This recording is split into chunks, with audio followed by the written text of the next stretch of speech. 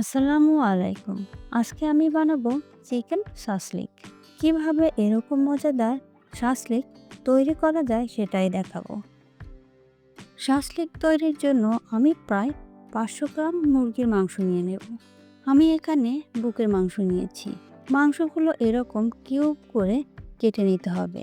বেশি পাতলা বা বেশি মোটা করা যাবে না। মাংসগুলো ভালো করে ধুয়ে ম্যারিনেট করার জন্য দিয়ে দেব 1 চা চামচ আদা বাটা, 1 চা চামচ রসুন বাটা, হাফ চা চামচ শুকনো মরিচের গুঁড়া, 1 চা চামচ ধনিয়া গুঁড়া, 1 চা চামচ জিরা গুঁড়া, পরিমাণ মতো লবণ।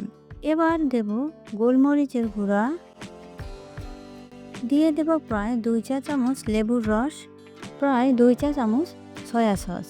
এর মধ্যে 3 চা চামচ টমেটো সস দিয়ে মাখিয়ে নেব।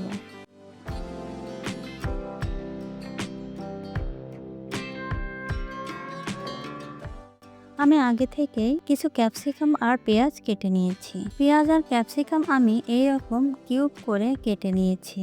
এবার আমি এগুলো মাখিয়ে রাখা মাংসের মধ্যে দিয়ে আবার একটু মাখিয়ে নেব। পেঁয়াজগুলো কাটার পর প্রতি স্তর আমি আলাদা করে খুলে নিয়েছি। সব কিছু একসাথে মাখিয়ে 30 মিনিট রেখে দেব ম্যারিনেশনের জন্য।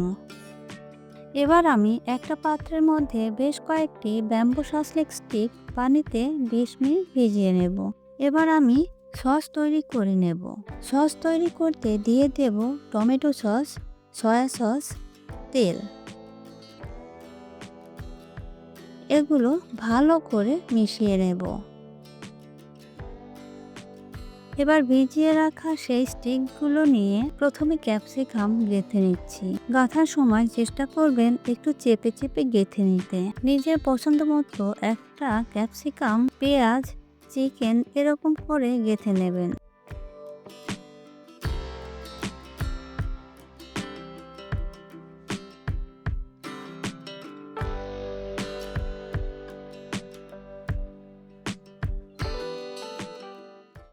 এবার চুলায় একটি প্যান বসিয়ে এর মধ্যে প্রায় 2 টেবিল চামচ তেল দিয়ে হালকা গরম করে একে একে গেঁথে রাখা স্টিকগুলো দিয়ে দেব।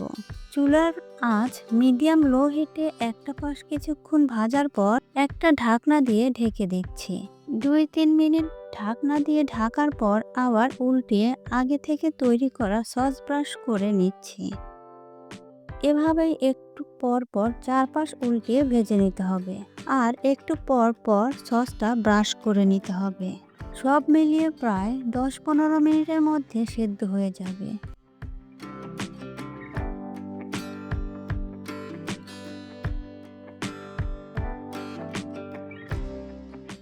তৈরি হয়ে গেল গরম গরম মজাদার শাসলিক। চিকেনগুলো সেদ্ধ হওয়া সম্পূর্ণ নিজের উপর নির্ভর করবে। সেদ্ধ না হওয়া পর্যন্ত আপনারা সেদ্ধ করে নেবেন। আশা করি আমার তৈরি শাসলিক রেসিপিটা আপনাদের ভালো লেগেছে।